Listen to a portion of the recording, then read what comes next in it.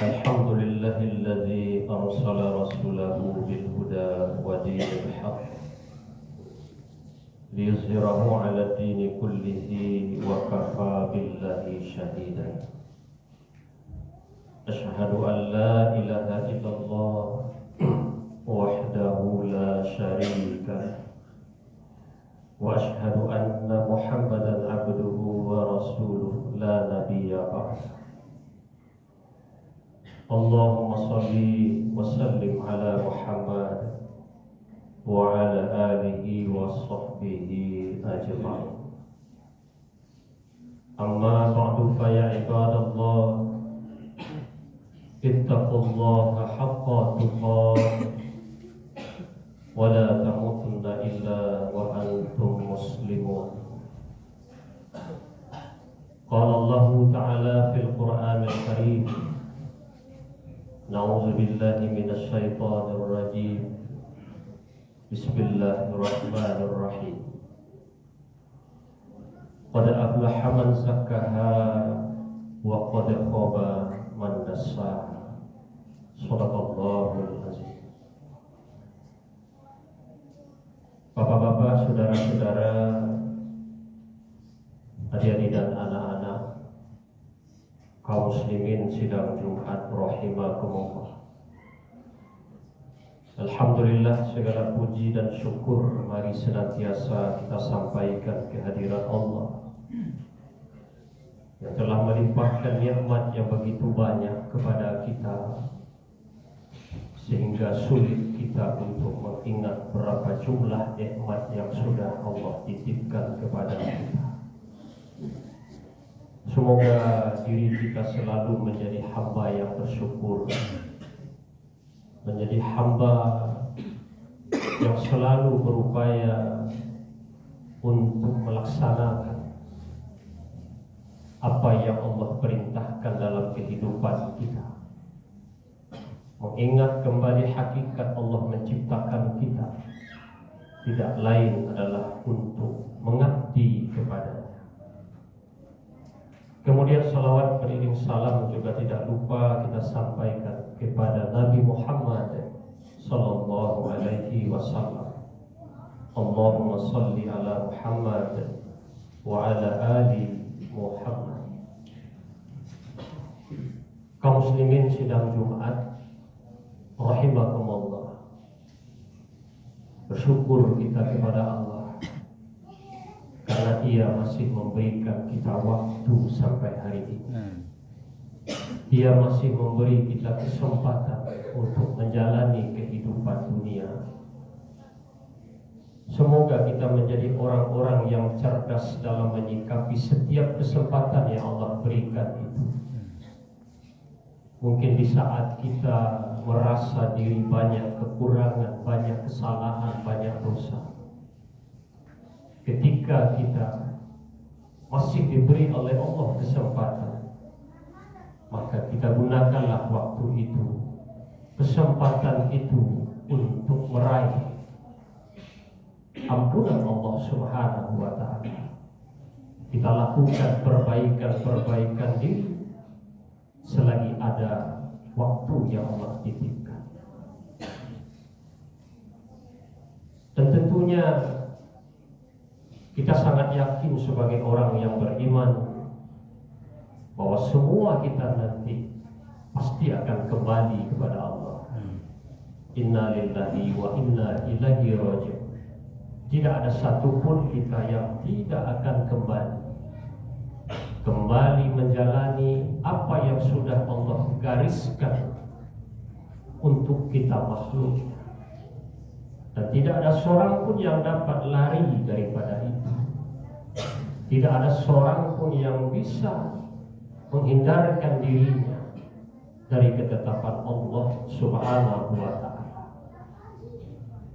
Kaum muslimin sidang Jumat rahimakumullah, pada kesempatan Jumat kali ini Khatib ingin mengingat-ingatkan untuk kita semua, termasuk diri Khatib sendiri, mengajak kita semua termasuk diri Khatib sendiri, bahwa Di saat kita menyadari bahwa sejauh apapun perjalanan hidup di dunia ini, nanti dia akan sampai pada satu titik, dan titik itulah yang akan memisahkan kita dengan kehidupan dunia, yaitu kematian.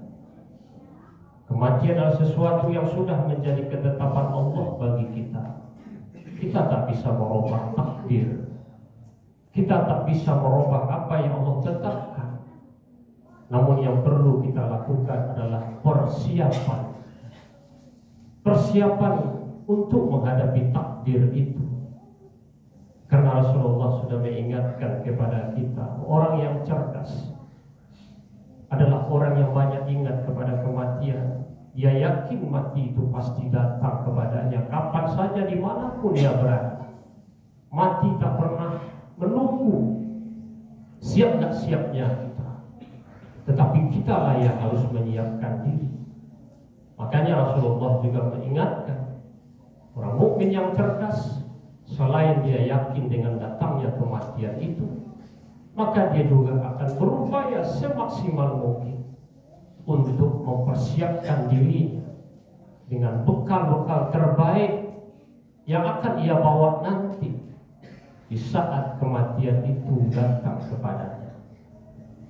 Kaum muslimin sidang Jumat rahimahullah, kita sadar ketika kita lahir dari rahim ibu kita dengan izin Allah Subhanahu wa ta'ala, kita lahir dalam keadaan fitrah. Kita lahir dalam keadaan suci, tanpa dosa, tanpa noda. Dan inilah yang akan kita harapkan nanti bisa kita kembali kepada Allah Subhanahu wa ta'ala. Bagaimana di waktu kita kembali itu kepada Allah, kita berupaya mengembalikan kefitrahan diri kita, mengembalikan kesucian diri kita. Dan kita sangat yakin dalam hidup dunia ini tak ada kita yang tak berdosa, tak ada kita yang tak punya kesalahan. Dan inilah yang menjadi tugas kita, yang menjadi tantangan kita. Bagaimana untuk kedepannya kita berupaya untuk menjadikan diri kita ini kembali kepada kefitrahan kita, kembali kepada kesucian kita. Karena sesungguhnya orang yang selalu menjaga dirinya dalam kesucian, dia orang yang beruntung. Itulah yang Allah katakan dalam surah Asy-Syams ayat yang ke-9. Qad aflaha man zakkaha. Sungguh beruntung orang-orang yang selalu menyucikan jiwa, membersihkan diri. Walaupun kita tahu dalam hidup ini kita tak lepas dari pengaruh-pengaruh kehidupan dunia, kecil ataupun besar pengaruh itu akan membawa dampak kepada diri kita. Tak bisa menghindarkan kesalahan dan dosa. Namun yang terpenting bagi kita dalam hidup ini adalah upaya kita. Di saat ada kekotoran, ada dosa yang melekat kepada diri, kepada jiwa kita, bagaimana dengan secepatnya kita, sesegeranya kita untuk membersihkannya kembali. Inilah tugas kita yang sesungguhnya. Jangan menjadi orang yang membiarkan kotoran itu, noda itu bertumpuk-tumpuk bertahun-tahun, berpuluh-puluh tahun dalam kehidupan dunia ini. Inilah yang Allah tegaskan, qad aflaha man zakkaha. Sungguh beruntung orang yang selalu mensucikan jiwanya. Dan Allah tahu kaum muslimin bahwa kita manusia ini punya dosa, punya kesalahan. Karena tidak ada jaminan bagi kita. Dan ketika kita lahir dalam keadaan fitrah, lalu kita akan tetap dalam kesucian dalam hidup ini? Tidak. Tetapi tugas kita adalah bagaimana kita bisa membersihkan, menyucinya kembali kotoran-kotoran yang menempel pada jiwa kita, pada diri kita itu. Dan kemudian Allah juga tegaskan, qad khaba man dassaha. Orang yang selalu membiarkan jiwanya dalam kekotoran, maka ialah orang-orang yang merugi, kata Allah. Jadi Allah nyatakan qad aflaha man zakka wa qad khaba man dassaha. Bagi orang yang selalu berupaya membersihkan yang kotor-kotor itu, maka dia akan menjadi orang yang beruntung. Tetapi siapa yang membiarkan kekotoran itu tetap menempel dan bertambah dalam jiwanya, dalam dirinya, berarti ia adalah orang yang merugi. Kenapa dikatakan merugi? Karena bisa saja di saat dia membiarkan kekotoran-kekotoran itu terus menempel pada dirinya dan jiwanya, mana tahu ketetapan Allah datang kepadanya, takdir Allah datang kepadanya, yaitu kematian. Dia meninggal, dia mati masih dalam kekotoran itu. Dia belum sempat untuk membersihkannya. Makanya dalam pernyataan Allah Subhanahu wa ta'ala di dalam ayat itu, tiada waktu, tiada hari dalam hidup ini tanpa ada upaya bagi kita untuk selalu membersihkan diri. Makanya Rasulullah SAW mencontohkan dalam kehidupan beliau setiap hari. Rasulullah istighfar kepada Allah. Rasulullah minta ampun kepada Allah setiap hari. Minimal 70-75 kali Rasulullah meminta ampun kepada Allah. Apakah Rasulullah sama kedudukannya dengan kita? Tidak. Menurut logika kita dan keyakinan kita, beliau adalah orang yang maksum. Beliau adalah orang yang dijamin oleh Allah Subhanahu wa ta'ala. Beliau orang yang bersih. Tetapi kenapa Rasulullah SAW mencontohkan itu kepada kita? Ini kita harus menjadikan sebagai pelajaran bagi kita. Rasulullah SAW saja yang sudah dijamin oleh Allah, beliau tetap istighfar kepada Allah setiap hari. Yang pada intinya adalah berupaya selalu menjaga diri beliau untuk selalu dalam keadaan suci, meminta kepada Allah agar dibersihkan oleh Allah Subhanahu wa ta'ala. Apalagi kita yang tidak maksum, kita yang tidak ada jaminan sedikit pun dari Allah. Kapan lagi kita akan mengupayakan diri kita selagi ada waktu untuk selalu memelihara diri dalam kebersihan, dalam kesucian itu. Kaum muslimin sidang Jumat rahimakumullah. Pada kesempatan khutbah kali ini, khatib ingin memberikan 3 tips dalam upaya kita untuk menjaga diri selalu dalam kesucian. Yang pertama yang disebut dengan muhasabah.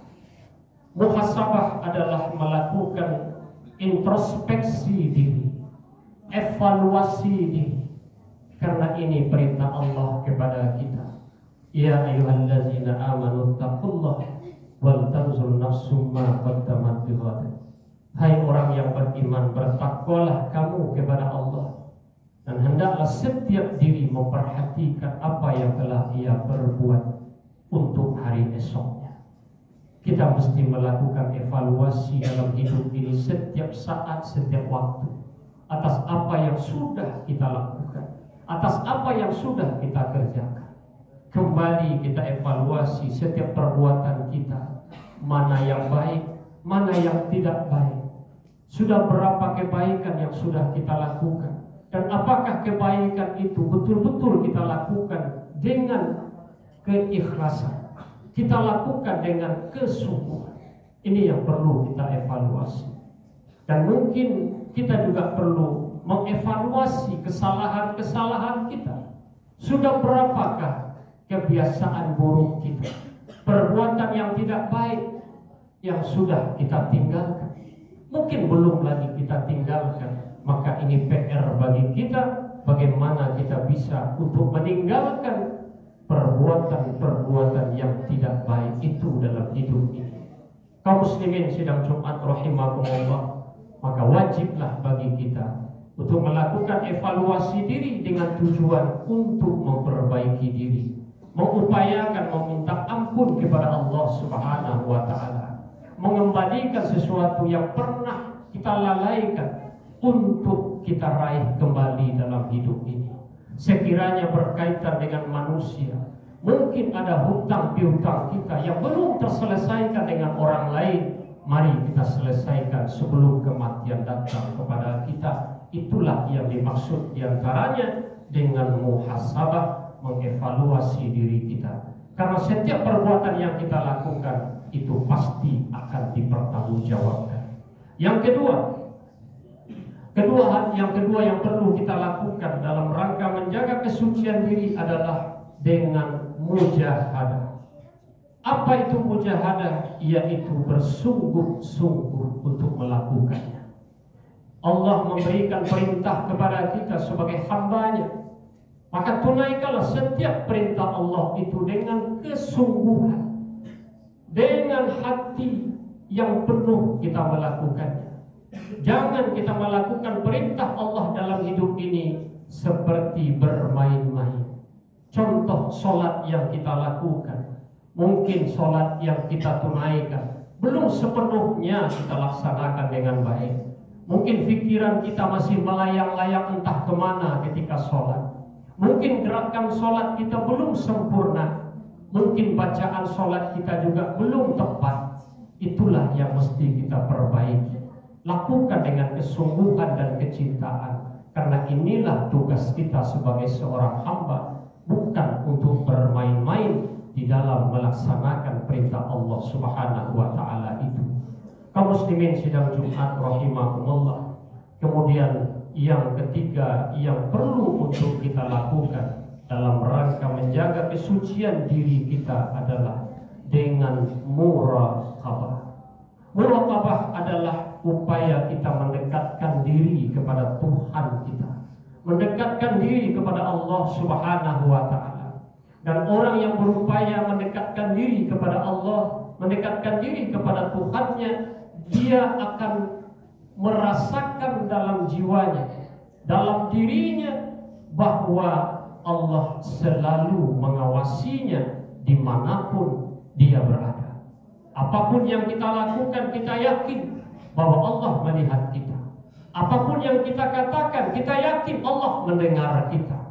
Tidak ada satupun yang tersembunyi dalam pandangan Allah Subhanahu wa Ta'ala itu.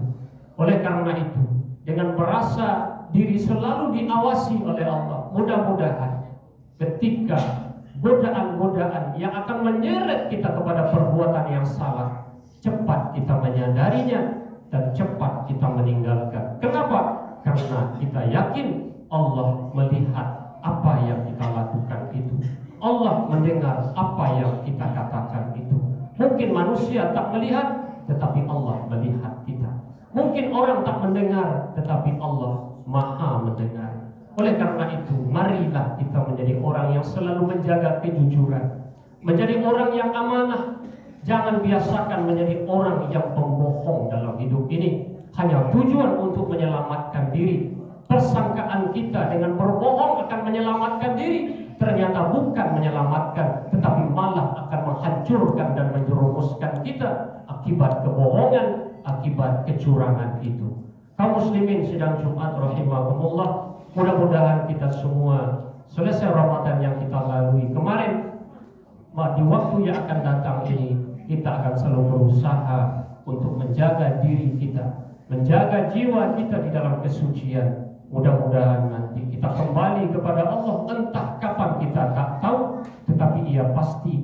Semoga kita kembali dalam ridha Allah. Semoga kita kembali dalam keadaan husnul khatimah. Amin ya rabbal alamin. Demikian, semoga bermanfaat. Fa'tabiru ya bil absar la'allakum turhamun.